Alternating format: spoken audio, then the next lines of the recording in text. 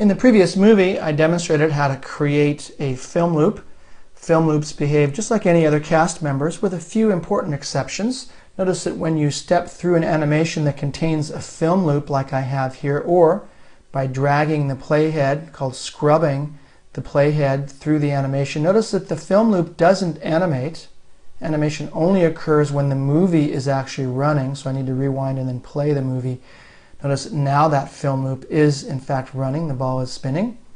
Also, you can't apply ink effects to a film loop. Let's demonstrate that by clicking on the sprite. And notice that I have my ink settings here. And I'm setting various inks. None of them have any effect on the sprite. If you want to use ink effects with a film loop, you'll need to apply them to sprites that make up the animation before you turn the animation into a film loop. That would be the original sprites there in the cast window. Remember from the previous movie, you can also go out to the source of the film loop. That would be these sprites out here. And to those sprites, you can indeed add ink effects.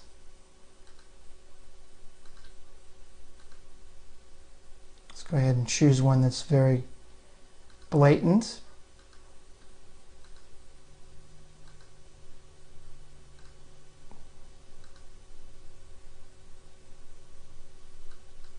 There's one there. So you can see that that loop now has incorporated that ink. If we go back to the original here, notice that the ink does not carry through to the film loop. What you would need to do is go back to the source here and drag another copy of this source into the cast window, give it a new name, and now this film loop will indeed carry through the ink settings that I set up earlier. Notice that there is the new ink. Notice also it's not animating since I'm not playing back the movie. And the last difference that I should point out is that lengthening or shortening a sprite that contains a film loop doesn't affect how fast the film loop plays. It changes the number of times the film loop cycles. So you'll notice that no matter how many, let's go ahead and look at film loop 4 here, no matter how many frames this covers, that ball is going to spin at the same rate. If I stretch out the sprite span, it's just going to change the number of times that it rotates at that speed. Let's go ahead and clear all this out of the way so you can see demonstration of this. So that ball is spinning. It's not spinning any slower or faster based on the number of frames that it covers. I'm just dictating how many times it spins there and not the speed. To see or adjust the properties of the film loop cast member, such as to determine if a film loop is cropped or scaled within a sprite's bounding rectangle, or to make the film loop repeat or mute its sound, you want to set its properties for the film loop cast member. To do this, select the film loop cast member in the cast window right here. Let's choose my first demonstration of my film loop right there, and then choose Window, Property Inspector.